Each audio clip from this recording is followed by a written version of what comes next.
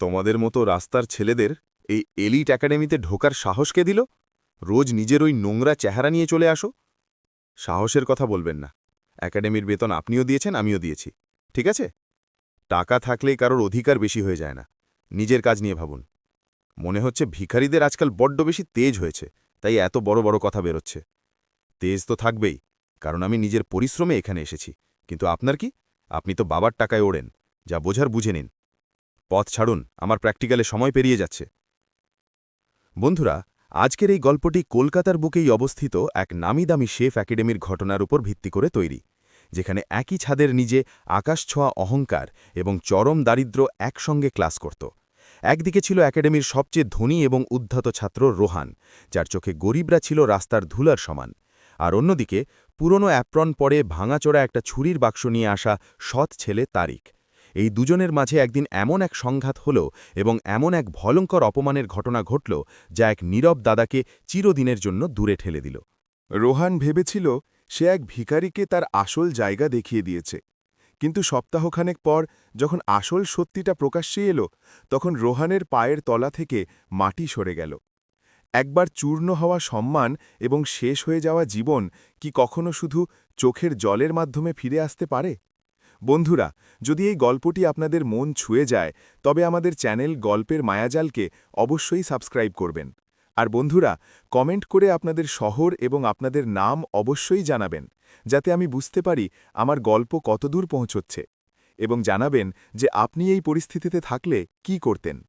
তো চলুন শুরু করি আজকের এই মর্মস্পর্শী কাহিনী।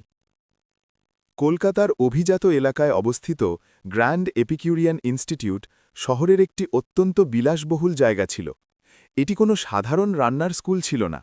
এই একাডেমির বিশাল কাঁচের দরজার ভেতরে তারাই প্রবেশ করত যাদের পরিবারের কোটি টাকার ব্যবসা বা 5 স্টার হোটেল আছে। রোজ সকালে গেটের বাইরে ইম্পোর্টেড স্পোর্টস কারের লাইন পড়ে যেত। পুরো ক্যাম্পাসে দামি ব্র্যান্ডের জুতো, ঘড়ি আর আভিজাত্যের চরম অহংকার স্পষ্ট দেখা যেত। এই বিলাসী জগতের অঘোষিত সম্রাট ছিল রোহান। রোহান শুধু একজন ছাত্র ছিল না, সে ছিল দেশের সবচেয়ে বড় হোটেল চেনের মালিকের একমাত্র উত্তরাধিকারী। তার মনে হতো পুরো দুনিয়া তার হাতের মুঠোয়। সে যখন তার চকচকে কালো গাড়ি থেকে নামত, তখন সবার চোখ তার দিকেই থাকত। তার কাস্টম মেড শেফ জ্যাকেট, তার হাঁটার ভঙ্গি, সবকিছুই এমন ছিল যা সাধারণ মানুষকে ছোট অনুভব করাত। রোহানের চারপাশে সবসময় তার চাটুকার বন্ধুদের একটা দল থাকত, যাদের একমাত্র কাজ ছিল একাডেমিতে নিজেদের আধিপত্য দেখানো এবং সেই সব সাধারণ পড়ুয়াদের নিয়ে উপহাস করা যারা তাদের মতো ধনী নয়। কিন্তু এই আভিজাত্যের ভিড়ে এমন একজন ছেলেও আসত যে এই ঝকঝকে দুনিয়ার সম্পূর্ণ বিপরীত ছিল। তার নাম ছিল তারিক। তারিক যখনই একাডেমির গেটে পৌঁছত, তখন সে হেঁটে আসত বা লোকাল বাস থেকে নামত। তার হাতে থাকত একটা কাঠের পুরনো ছুরির বাক্স, যেটায় অনেক জায়গায় টেপ লাগানো ছিল। তারিকের পোশাক সবসময় এমন হতো যেন বহু বছর সে কোনো নতুন জামা পরেনি। একটা ফ্যাকাশে হয়ে যাওয়া কালো ট্রাউজার আর একটা পুরনো সুতির শার্ট, যার বোতামগুলো আলাদা রঙের হতো। প্র্যাকটিক্যালের সময় তার শেফ এপ্রেনটা এতবার কাঁচা হয়েছিল যে সেটার সাদা রং প্রায় হলদেটে হয়ে গিয়েছিল। তার জুতো জোড়া এতটাই পুরনো ছিল যে তলাটা ক্ষয়ে সমতল হয়ে গেছিল। তারিকের চুল এলোমেলো থাকত এবং তার চোখে সব সময় একটা চরম ক্লান্তির ছাপ থাকত, যেন সে মাসের পর মাস ঘুমোয়নি। তবে তারিকের সবচেয়ে আলাদা দিক ছিল তার শান্ত স্বভাব। তার চোখের গভীরে এমন এক বিষণ্ণতা ছিল যা অনেক না বলা কথা লুকিয়ে রাখত। সে চুপচাপ কিচেনের এক কোণায় নিজের কাজ করত, কারো সাথে কথা বলত না। তারিক যখনই কিচেনে কাজ করত, রোহান এবং তার বন্ধুরা তাকে নিয়ে ঠাট্টা করার সুযোগ খুঁজত। বিক্রম নামের রোহানের এক বন্ধু প্রায়ই চিৎকার করে বলত, আরে ও ফুটপাতের রাঁধুনি, আজ তোর বাসি ছুরিতে কি কাটবি? পুরো দলটা হো হো করে হাসত। কেউ বলত, নিজের এই জঞ্জাল বাক্সটা ডাস্টবিনে ফেলে দিস না কেন? তারিক কোনোদিন কাউকে পাল্টা জবাব দিত না। সে শুধু মাথা নিচু করে নিজের কাজ করত। তার এই অদ্ভুত নীরবতা রোহানকে আরও বেশি রাগিয়ে তুলত। রোহানের মনে হতো যে ছেলেটা এমন সস্তার পোশাক পরে, যার কাছে ক্যান্টিনে এক কাপ কফি খাওয়ার টাকা নেই, সে এত শান্ত আর উদাসীন কি করে থাকে? সে কেন রোহানের সামনে নতজানু হয় না? সে অপমানিত বোধ করে না কেন? রোহান প্রায়ই বলতো যে এই ধরনের বস্তির ছেলেদের এই এলিট ইনস্টিটিউটে জায়গা দেওয়াই উচিত নয়, এরা একাডেমির ক্লাস নষ্ট করে দেয়। এভাবেই দিন কাটছিল। তারিক কারো সাথে মিশত না। সে কিচেনের একেবারে পেছনের কাউন্টারে কাজ করত, নিজের রেসিপির নোট নিত, আর ছুটি হলেই সবার আগে দ্রুত পায়ে একাডেমি থেকে বেরিয়ে যেত। কেউ জানত না সে কোথায় যায়। ক্যান্টিনের দিকে সে পাও বাড়াত না। যখন বাকিরা দামি পিৎজা আর কোল্ড কফি খেত, তখন তারিক ওয়াশরুমের বেসিন থেকে জল খেয়ে নিজের খিদে চাপাত এবং তারপর করিডোরের এক কোণে বসে একটা পুরনো ডায়েরিতে কিছু হিসাব কষত। রোহানের বন্ধুরা অনেকবার তারিককে হেনস্থা করেছিল। কখনো তার তৈরি করা ডিশে বেশি নুন ফেলে দিত, তো কখনো তার ছুরির বাক্স লুকিয়ে রাখত। কিন্তু তারিক কখনো রেগে যেত না। সে শুধু একটা দীর্ঘশ্বাস ফেলত, চুপচাপ নতুন করে কাজ শুরু করত। তার এই সহ্য শক্তি সবার কাছে অদ্ভুত লাগত, কিন্তু কেউ তার মনের ভেতরের যন্ত্রণাটা বোঝার চেষ্টা করত না। তারপর সেই অন্ধকার দিনটা এলো, যা পুরো পরিস্থিতি বদলে দিল। একাডেমির অ্যানুয়াল কালিনারি ফেস্ট চলছিল। পুরো ক্যাম্পাস আলো আর ফুলে সাজানো হয়েছিল। চারিদিকে উৎসবের আমেজ। রোহান সেদিন ইতালিয়ান সিল্কের তৈরি একটি দামি সাদা রঙের শেফ কোট পরেছিল। তাকে একেবারে মাস্টার শেফের মতো দেখাচ্ছিল। সবাই তাকেই ঘিরেছিল। রোহান তার বন্ধুদের সাথে কিচেনের বাইরে দাঁড়িয়ে আড্ডা দিচ্ছিল। ঠিক তখনই সেখান দিয়ে তারিক যাচ্ছিল। আজ তারিকের অবস্থা অন্য দিনের চেয়েও শোচনীয় ছিল। তার মুখ কাগজের মতো সাদা হয়ে গেছিল, চোখগুলো লাল। সে এমনভাবে কাঁপছিল যেন তার গায়ে প্রচণ্ড জ্বর। সে হাতে একটা বড় সসের ট্রে নিয়ে খুব কষ্টে পা ফেলছিল। তারিকের পা টলমল করছিল, চোখের সামনে সব অন্ধকার হয়ে আসছিল। সে যখনই রোহান আর তার বন্ধুদের পাশ দিয়ে যেতে গেল, প্রচণ্ড মাথা ঘোরার কারণে তার ব্যালেন্স নষ্ট হয়ে গেল এবং সে সোজাসুজি রোহানের উপর আছড়ে পড়ল। তার হাত থেকে ট্রে ছিটকে পড়ল এবং গাঢ় লাল রঙের সস রোহানের দামি সাদা সিল্কের কোটে বিশ্রীভাবে লেপটে গেল। মুহূর্তের মধ্যে চারিদিকের হাসাহাসি থেমে গিয়ে এক অদ্ভুত নিস্তব্ধতা নেমে এলো। রোহান নিজের কোটের দিকে তাকালো এবং তারপর নিচে মেঝেতে পড়ে থাকা তারিকের দিকে। তার রাগ যেন আগ্নেয়গিরির মতো ফেটে পড়ল। তারিক প্রচণ্ড ঘাবড়ে গেছিল। সে কাঁপা কাঁপা হাতে ফ্লোর থেকে ট্রেটা তোলার চেষ্টা করছিল। সে অত্যন্ত দুর্বল গলায় বলল, আমাকে মাফ করে দিন, আমি বুঝতে পারিনি, আমার শরীরটা একেবারেই ঠিক নেই। কিন্তু রোহানের কানে সেসব ঢুকল না। তার বন্ধুরা তারিককে ঘিরে ফেলল। রোহান গলা ফাটিয়ে চিৎকার করে বলল, তোর সাহস কি করে হলো আমার এত কাছে আসার?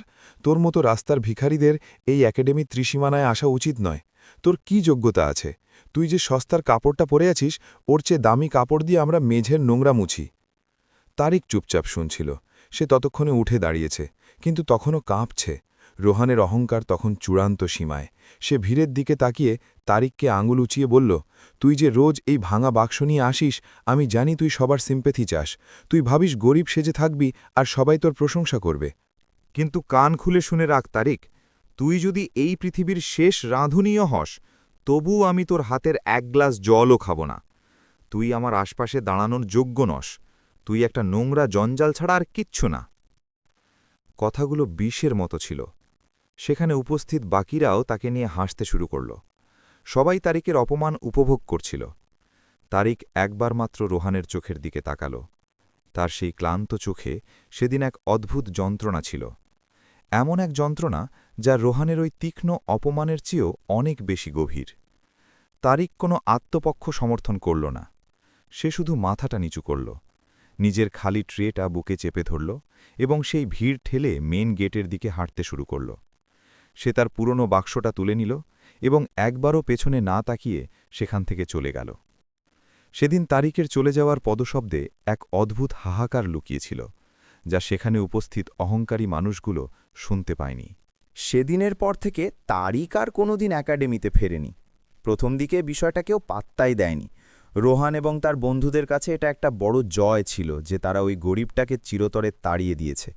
কিন্তু যখন সপ্তাহ গড়িয়ে গেল, পিছনের কাউন্টারের ওই নিস্তব্ধতাটা কেমন যেন অদ্ভুত লাগতে শুরু করল। তারিকের সেই খালি জায়গাটা রোহানকে এক অদ্ভুত অস্বস্তি দিত। সে বুঝতে পারছিল না কেন তার মনে হচ্ছে সে একটা মস্ত বড় অপরাধ করে ফেলেছে, কিন্তু তার অহংকার এতটাই বেশি ছিল যে সে এই অপরাধবোধটাকে মনের এক কোণে জোর করে চেপে রেখেছিল। বেশ কয়েকটা দিন কেটে গেল। একদিন স্টোর রুমের ইনচার্জ রহিম চাচা রোহানের কাছে এলেন। রহিম চাচার হাতে একটা পুরনো কালো রঙের চামড়া ওঠা ডায়েরি ছিল। রহিম চাচা সেটা রোহানের দিকে বাড়িয়ে দিয়ে বললেন, বাবা, এই ডায়েরিটা আমি পেছনের লকারের কাছে পড়ে থাকতে দেখেছি। এর প্রথম পাতায় তারিকের নাম লেখা আছে। ছেলেটা তো আর আসে না, তুমি এটা রেখে দাও, যদি কখনো ও আসে ওকে দিয়ে দিও। রোহান বিরক্ত হয়ে ডায়েরিটা হাতে নিল। ডায়েরিটা খুবই জীর্ণ ছিল, পাতাগুলো ফ্যাকাশে আর একটা পুরনো গার্ডার দিয়ে আটকানো। রোহান ভাবল ডায়েরিটা ডাস্টবিনে ফেলে দেবে, কিন্তু এক অদ্ভুত কৌতূহল তাকে আটকে দিল। ওই ভিখারি ছেলেটার মাথায় আসলে কি চলত? এই প্রশ্নটা তাকে ডায়েরিটা খুলতে বাধ্য করল। সেদিন রাত হয়ে গেছিল, বাইরে টিপটিপ বৃষ্টি পড়ছিল। রোহান তার বিলাসবহুল বেডরুমে একা বসেছিল। সে ধীরে ধীরে ডায়েরির গার্ডারটা খুলল। প্রথম পাতাটা খুলতেই রোহানের চোখ আটকে গেল। ডায়েরির প্রথম পাতায় একটা ছোট্ট মেয়ের ছবি আঠা দিয়ে লাগানো ছিল। মেয়েটি খুব মিষ্টি, কিন্তু তার মুখে এক অদ্ভুত ক্লান্তি আর অসুস্থতার ছাপ ছিল। ছবির নিচে লেখা ছিল, আমার বেঁচে থাকার কারণ, আমার বোন নিদা। রোহান পাতা উল্টাল। সেখানে প্রতি মাসের একটা খরচের হিসাব ছিল। ঘরের ভাড়া, নিদার ডায়ালিসিস, বাবার ঋণ, আর সবার নিচে লেখা ছিল, আমার খাওয়ার জন্য শূন্য। রোহান কিছুই বুঝতে পারছিল না। সে পরের পাতা উল্টাল। ডায়েরির পাতাগুলোতে যা লেখা ছিল তা কোনো সাধারণ মানুষের জীবন নয়, বরং এমন এক বুক ফাটা যন্ত্রণার দলিল ছিল যা পড়লে পাষাণ হৃদয়ও কেঁপে ওঠে। তারিক লিখেছিল, আজ মায়ের ছবিটায় মালা পরানোর অনেক দিন হয়ে গেল। তিনি একজন সামান্য দর্জি ছিলেন, কিন্তু তিনি সবসময় আমাকে একজন বড় শেফ হিসাবে দেখতে চাইতেন। যেদিন ক্যান্সারে ভুগে মা মারা গেলেন, সেদিন মনে হল আমার পুরো পৃথিবী অন্ধকার হয়ে গেল। আত্মীয়রা সেদিনই মুখ ফিরিয়ে নিয়েছিল। মা তার চিকিৎসার জন্য অনেক দেনা রেখে গেছেন। পাওনাদাররা এসে রোজ গালাগালি করত। আমি তাদের টাকা শোধ করতে আমাদের গ্রামের শেষ সম্বল জমিটুকু বেচে দিই। এখন আমি আর আমার ছোট বোন নিদা একটা বস্তির ছোট্ট স্যাঁতস্যাঁতে ঘরে থাকি।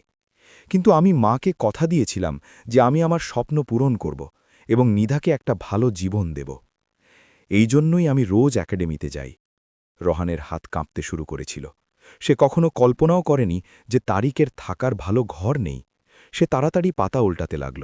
ডায়েরি ছত্রে ছত্রে প্রতিদিনের লড়াই লুকিয়েছিল। কয়েক পাতা পরে অন্য একটা দিনের তারিখে লেখা ছিল, আজ ডাক্তারবাবু বলেছেন নিদার দুটো কিডনি নষ্ট হয়ে গেছে। ও খুব ছোট, ওর খুব কষ্ট হয়। যখন রাতেও ব্যথায় কোকায় আমি ওকে বুকে জড়িয়ে নিই, যাতে প্রতিবেশীরা বিরক্ত না হয়। ডাক্তার বলেছেন কিডনি ট্রান্সপ্লান্টের জন্য অনেক লাখ টাকা লাগবে। আমি তো জীবনে এত টাকা চোখেও দেখিনি, কিন্তু আমি আমার বোনকে মরতে দেব না। আমি মাছের আড়তে রাতের বেলা মাল তোলার কাজ শুরু করেছি। সন্ধ্যা থেকে ভোর পর্যন্ত বরফের বাক্স টানি। আমার হাত অবশ হয়ে যায়, রক্ত জমে যায়, কিন্তু আমি সব কষ্ট সহ্য করি। তারপর 2 ঘন্টা ঘুমিয়ে একাডেমিতে যাই। প্র্যাকটিক্যালের সময় আমার চোখ বুজে আসে, কিন্তু আমি ঘুমোতে পারি না। আমাকে মায়ের স্বপ্ন সত্যি করতে হবে, আর আমার বোনের জীবন বাঁচাতে হবে। রুহানের চোখ দিয়ে এক ফোঁটা জল গড়িয়ে ডায়েরির পাতায় পড়ল। যে তারিখকে সে ঘুম ঘুম চোখে দেখে হাসাহাসি করত, সে আসলে সারা রাত বরফের বস্তা টানত, শুধু বোনের চিকিৎসার জন্য। রোহানের নিজের প্রতি তীব্র ঘৃণা হতে লাগল। সে চোখ মুছে পরের পাতা পড়া শুরু করল। এক জায়গায় লেখা ছিল, একাডেমির ছেলেরা আমাকে ফুটপাতের রাঁধুনি বলে। আমার পুরনো বাক্স নিয়ে খুব হাসাহাসি করে। ওরা কি করে জানবে এই বাক্সটা আমার মায়ের শেষ আশীর্বাদ? যখন আমি এটা ধরি, আমার মনে হয় মা আমার মাথায় হাত রেখে বলছেন, সব ঠিক হয়ে যাবে। মানুষ আমার ছেঁড়া জুতো আর জামা দেখে হাসে। তারা জানে না আমি গত 3 বছর ধরে নিজের জন্য একটা সাবানও কিনিনি, কারণ আমি সব টাকা নিদার ওষুধের জন্য জমাচ্ছি। আমার খুব খিদে পায়, পেট জ্বলে যায়, কিন্তু নিদার কষ্টের কাছে এই খিদে কিছুই নয়। আমি অনেক দিন টানা উপোস করি, শুধু কলের জল খেয়ে থাকি, যাতে নিদার জন্য একটু ফল কিনতে পারি। আমার কারো ওপর রাগ হয় না। আমার ওই বড়লোকের ছেলেমেয়েদের জন্য মায়া হয়, যারা জানেই না জীবনের আসল লড়াই কাকে বলে। রোহান যত পাতা উল্টাচ্ছিল, তার বুকটা যেন কেউ পাথর দিয়ে চেপে ধরছিল। তার বলা প্রত্যেকটা অপমানজনক কথা কানে বাজছিল। ঠিক তখনই একটা পাতায় রোহান নিজের নাম দেখতে পেল। রোহানের শরীর জমে গেল। সে কাঁপা কাঁপা বুকে পাতাটা পড়ল। তারিক লিখেছিল, আজ একাডেমিতে আমি রোহানকে দেখলাম। ও খুব ফিটফাট থাকে, সবসময় হাসি খুশি। ওর কাছে দুনিয়ার সব আনন্দ আছে। আমি যখনই ওকে দেখি আমার মনে কোনো হিংসে হয় না। আমি শুধু ভাবি, আমার নিদাও কি কখনো ওইভাবে নিশ্চিন্তে হাসতে পারবে? আমি কি কখনো আমার বোনকে রোহানের মতো দামি আর সুন্দর জামা পরাতে পারব? রোহানকে দেখলে আমার মনে আশা জাগে যে জীবন হয়তো এতটাও নিষ্ঠুর নয়। আল্লাহ করুন রোহান যেন সবসময় এভাবেই হাসতে থাকে। ওকে যেন কখনো আমার মতো দারিদ্র্য আর খিদে দেখতে না হয়। এটা পড়ার পর রোহান হাউ হাউ করে কেঁদে উঠল। সে নিজের চুল খামচে ধরল।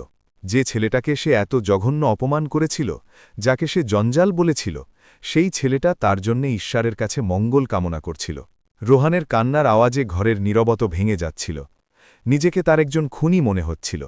সে কাঁপতে থাকা আঙুল আর জলে ঝাপসা হয়ে আসা চোখে ডায়েরির শেষ পাতাটা খুলল। এই পাতাটা সেই দিনের ছিল যেদিন রোহান সবার সামনে তারিককে অপমান করেছিল। ডায়েরির শেষ পাতার যা লেখা ছিল তা পড়ে রোহানের আত্মা শিউরে উঠল। তারিক লিখেছিল, আজকের দিনটা খুব কষ্টের। নিদার অবস্থা খুব খারাপ। ওর নিঃশ্বাস নিতে কষ্ট হচ্ছে। ডাক্তার বলেছেন 1 সপ্তাহের মধ্যে ট্রান্সপ্লান্ট না হলে ওকে বাঁচানো যাবে না। আমি টাকা জোগাড় করতে পারিনি। আমি হেরে গেছি। কিন্তু আজ আমি একটা শেষ রাস্তা পেয়েছি। শহরের বাইরে একটা অবৈধ অর্গান ট্রেডিং চক্র আছে, যারা টাকার বিনিময়ে লিভারের একটা অংশ আর কিডনি কিনে নেয়। ওরা আমাকে পরিষ্কার বলেছে যে এই বেআইনি অস্ত্রোপচারের পর ইনফেকশনে আমার মৃত্যু হতে পারে। কিন্তু আমার ওই টাকাগুলো চাই। আমার জীবনের চেয়ে আমার নিদার বেঁচে থাকা বেশি জরুরি। আজ আমি শেষবারের মতো একাডেমিতে গিয়েছিলাম। ভেবেছিলাম মায়ের স্বপ্ন পূরণের জায়গাটা শেষবারের মতো মন ভরে দেখে আসব। আমি আমার শেষ রেসিপি প্রজেক্টে জমা দিতে গিয়েছিলাম, যাতে আমার মৃত্যুর পরও আমার নামটা একাডেমির রেকর্ডে থাকে। আমার শরীরে প্রচণ্ড জ্বর ছিল। আমি ব্যথায় কুঁকড়ে যাচ্ছিলাম। হঠাৎ মাথা ঘুরে পড়ে যাই, আর আমার জন্যে রোহানের খুব সুন্দর একটা জ্যাকেট নষ্ট হয়ে যায়। ও আমাকে খুব অপমান করেছে। ও বলেছে আমি জঞ্জাল। ও বলেছে আমি শুধু সিম্প্যাথি চাই। আমার একটুও কষ্ট হয়নি ওর কথায়।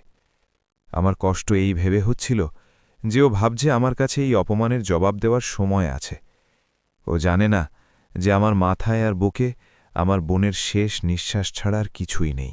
আজ আমি একাডেমি থেকে চিরদিনের জন্য বিদায় নিচ্ছি। আজ রাতে আমার সেই অপারেশন। আমার শরীর হয়তো আর নিতে পারবে না। যদি আমি মরে যাই, তবে খোদার কাছে একটাই প্রার্থনা, আমার নিদাকে তুমি বাঁচিয়ে রেখো। ডায়েরির শেষ পাতাটা অর্ধেক খালি ছিল। সেখানে কালির বদলে জলের দাগ শুকিয়েছিল। রোহান বিছানা থেকে মেঝেতে লুটিয়ে পড়ল। সে পাগলের মতো চিৎকার করে কাঁদতে লাগল। তার অহংকার, তার দম্ভ, তার কোটি টাকার সম্পত্তি সব কিছু ওই ডায়েরির সামনে তুচ্ছ হয়ে গেল। সে যে ছেলেটাকে ভিখারি ভাবত, সে নিজের বোনের জন্য নিজের শরীর কেটে বিক্রি করতে গেছিল। সে ওই খিদে আর জ্বরে ধুঁকতে থাকা ছেলেটাকে পুরো একাডেমির সামনে অপমান করেছিল। আমি কি করলাম ভগবান, আমি এটা কি করলাম? রোহান ড্রুকরে কেঁদে উঠল। সারা রাত তার চোখের পাতা এক হল না। সে শুধু সকাল হওয়ার অপেক্ষা করছিল। তাকে তারিকের কাছে যেতে হবে। তাকে তারিকের পা ধরে ক্ষমা চাইতে হবে। সে নিদার চিকিৎসার পুরো দায়িত্ব নেবে। সে তারিককে বিশ্বের সেরা হাসপাতালে নিয়ে গিয়ে বাঁচাবে। শুধু একবার তারিককে সে খুঁজে পাক। পরদিন সকালে সূর্য ওঠার আগেই রোহান গাড়ি নিয়ে বেরিয়ে পড়ল। ডায়েরির প্রথম পাতায় একটা ঠিকানা লেখা ছিল, শহরের সবচেয়ে অবহেলিত আর ঘিঞ্জি বস্তির ঠিকানা। আকাশে তখন কালো মেঘ। রোহানের দামি স্পোর্টস কার সেই কাদামাখা সরু গলিতে ঢুকতে পারল স্বচ্ছন্দে না। সে মেন রাস্তায় গাড়ি ফেলে রেখেই সেই গলির ভেতর দৌড়াতে শুরু করল। চারপাশের পরিবেশ দেখে রোহানের বুক কেঁপে উঠছিল। খোলা নর্দমা, আবর্জনার স্তূপ আর ভাঙাচোরা টিনের চাল। রোহানের মতো ছেলে জীবনেও এমন জায়গা দেখেনি। সে কাদায় নিজের দামি জুতো মাখামাখি হওয়ার পরোয়া না করে পাগলের মতো এগোচ্ছিল। সে মানুষকে জিজ্ঞেস করতে করতে তারিকের ঘরের দিকে ছুটল। অবশেষে সে একটা ভাঙাচোরা স্যাঁতস্যাঁতে দরজার সামনে এসে দাঁড়াল। দরজাটা খোলাই ছিল। ভেতর থেকে কয়েকজন মহিলার কান্নার আওয়াজ আসছিল। রোহানের পা সেখানেই জমে গেল। তার হৃৎপিণ্ড এত জোরে ধাক্কা মারছিল যে সে নিজেই শুনতে পাচ্ছিল। সে টলটে টলটে ভেতরে ঢুকল। ঘরের মাঝখানে মেঝেতে একটা মাদুর পাতা। কয়েকজন প্রতিবেশী মহিলা বসে আছেন, আর তাদের মাঝে বসে আছে একটা ছোট্ট মেয়ে। মেয়েটা নিদা। নিদার হাতে একটা পুরনো হলদেটে শেফ অ্যাপ্রন, যেটা বুকে জড়িয়ে ধরে ও ডুকরে কাঁদছে। এটা সেই অ্যাপ্রন যা দেখে রোহান হাসাহাসি করত। কিন্তু রোহানের চোখ গেল ঘরের দেওয়ালে। সেখানে তারিকের একটা ছবি টাঙানো, আর তাতে একটা রজনীগন্ধার মালা পরানো। ছবির সামনে একটা ধূপকাঠি জ্বলছে। রোহানের মনে হল কেউ যেন তার গলা টিপে ধরেছে। তার শ্বাস বন্ধ হয়ে আসতে লাগল। সে দেওয়াল ধরে কোনোমতে দাঁড়িয়ে রইল, আর তার চোখ দিয়ে অঝরে জল পড়তে লাগল। একজন বয়স্ক প্রতিবেশী মহিলা রোহানের দামি পোশাক দেখে বুঝতে পারলেন ও নিশ্চয়ই তারিকের একাডেমি থেকে এসেছে। মহিলাটি ভানা গলায় বললেন, তুমি তারিকের কলেজ থেকে এসেছ তো? খুব ভালো ছেলে ছিল গো। নিজের বোনের জন্যে সে নিজের জানটা হাসতে হাসতে কুরবান করে দিল। রোহানের গলা থেকে কোনো আওয়াজ বেরোচ্ছিল না। সে প্রচণ্ড কষ্টে অস্পষ্ট গলায় জিজ্ঞেস করল, কি হয়েছিল ওর? ও কিভাবে? মহিলাটি শাড়ির আঁচলে চোখ মুছে বললেন, নিদার অপারেশনের জন্য টাকার দরকার ছিল। ছেলেটা পাগল হয়ে গেছিল। সে টাকার জন্য কোনো এক বেআইনি জায়গায় নিজের কিডনি আর লিভারের অংশ বিক্রি করে দিয়েছিল। হাতুড়ে ডাক্তারের ওই অপারেশনের পর ওর শরীরে ইনফেকশন ছড়িয়ে পড়ে। যেদিন ও টাকার ব্যাগটা নিয়ে বাড়ি ফিরল, ওর মুখ দিয়ে অনর্গল রক্ত বেরোচ্ছিল। ও সেই ব্যাগটা আমার হাতে দিয়ে বলল নিদার অপারেশনটা করিয়ে দিতে। আর সেই রাতেই ফ্লোরে ছটপট করতে করতে ছেলেটার প্রাণ বেরিয়ে গেল। ও যাওয়ার আগে নিজের জীবন দিয়ে বোনের জীবন কিনে দিয়ে গেল। আজ নিদার কিডনি ট্রান্সপ্লান্ট সফল হয়েছে। আমার মেয়েটা তো বেঁচে গেল, কিন্তু আমাদের তারিক চিরকালের জন্য হারিয়ে গেল। এ কথা শুনে নিদার ডুকরে কেঁদে উঠল। আমার দাদাকে চাই, আমি এই জীবন চাই না, আমাকে আমার দাদা এনে দাও। রোহানের আর দাঁড়িয়ে থাকার ক্ষমতা ছিল না। সে সেখানেই মেঝেতে হাঁটু গেড়ে বসে পড়ল। সে ফুপিয়ে ফুপিয়ে কাঁদতে লাগল, এমন কান্না যা তার জীবনে কোনোদিন আসেনি। সে নিদাকে জড়িয়ে ধরতে চাইল, কিন্তু তার সেই অধিকার বোধটুকুও ছিল না। তার মনে হচ্ছিল তারিকের মৃত্যুর জন্য সেও সমানভাবে দায়ী। সেদিন সে যদি তারিককে সাহায্য করত, যদি তাকে অপমান করার বদলে তার সমস্যার কথা জিজ্ঞেস করত, তাহলে হয়তো আজ তারিক বেঁচে থাকত। রোহানের অহংকার একটা ভাইয়ের প্রাণ কেড়ে নিয়েছিল। রোহান কাঁদতে কাঁদতে ঘর থেকে বেরিয়ে এলো। ঘরের বাইরে এক কোনায় সেই পুরনো টেপ লাগানো ছুরির বাক্সটা রাখা ছিল। রোহান সেটার কাছে গেল। সে নিজের কাঁপা হাত দিয়ে বাক্সটা ছুল। যে বাক্সটা দেখে সে একসময় নাক সিটকাত, আজ সেটা তার কাছে পৃথিবীর সবচেয়ে পবিত্র জিনিস মনে হচ্ছিল। সে সেই পুরনো বাক্সটার উপর মাথা ঠেকিয়ে হাউ হাউ করে কাঁদতে লাগল। আমাকে মাফ করে দে তারিক, আমাকে মাফ করে দে। তার সেই আর্তনাদ বস্তির গলিতে প্রতিধ্বনিত হচ্ছিল, কিন্তু তার কথা শোনার জন্য তারিক তখন অনেক দূরে চলে গেছে, এমন এক দুনিয়ায় যেখানে কারো পোশাক বা টাকা দিয়ে তার যোগ্যতা মাপা হয় না। তারিক তো চলে গেল, কিন্তু যাওয়ার আগে রোহানকে এমন এক শিক্ষা দিয়ে গেল যা রোহানের পুরো জীবনটাকেই বদলে দিল। সেদিনের পর থেকে রোহান আর কখনো সেই স্পোর্টস কারে ওঠেনি। সে তার সমস্ত দামি জ্যাকেট দান করে দিল এবং নিদাকে দপ্তক নিল। নিদার চিকিৎসা থেকে শুরু করে পড়াশোনার সমস্ত দায়িত্ব সে নিজের কাঁধে তুলে নিল। সে নিদার মাঝেই তারিককে খুঁজে পাওয়ার চেষ্টা করত, কিন্তু তার মনে তারিকের প্রতি যে অপরাধ বোধ ছিল তা তার শেষ নিঃশ্বাস পর্যন্ত রয়ে গেল। বন্ধুরা, আমরা প্রায়শই রাস্তাঘাটে চলা মানুষদের তাদের পোশাক, তাদের বাহন বা তাদের চেহারা দেখে বিচার করে ফেলি। আমরা তাদের নিয়ে হাসি, তাদের উপহাস করি, কিন্তু আমরা ঘুণাক্ষরেও জানতে পারি না যে সেই মানুষটি তার বাড়ি থেকে কি অসীম কষ্ট বুকে নিয়ে বেরিয়েছে। হতে পারে যে লোকটির ফাটা জুতো দেখে আপনি হাসছেন, সে তার সন্তানদের মুখে অন্ন তুলে দেওয়ার জন্য মাইলের পর মাইল হাঁটে। হতে পারে যে ছেলেটির পুরনো শার্ট আপনার চোখে নোংরা লাগে, সে নিজের পরিবারের ওষুধের জন্য নিজের সবটুকু শখ বিসর্জন দিচ্ছে। কারো মজা উড়ানো খুব সহজ, কিন্তু কারো আত্মত্যাগ বোঝা খুব কঠিন। তারিক কোনো ভিখারি বা রাস্তার ছেলে ছিল না। সে এমন একজন ভাই ছিল যে নিজের বোনের নিঃশ্বাসের জন্য নিজেকে বিলিয়ে দিয়েছিল। যখনই আপনি কোনো গরিব মানুষকে নিয়ে উপহাস করবেন, তখন একবার সেই নীরব চেহারার পেছনের গল্পটা পড়ার চেষ্টা করবেন, কারণ প্রতিটি পুরনো শার্ট আর ছেঁড়া জুতোর পেছনে একটি অত্যন্ত বিশাল এবং যন্ত্রণাদায়ক আত্মত্যাগ লুকিয়ে থাকে।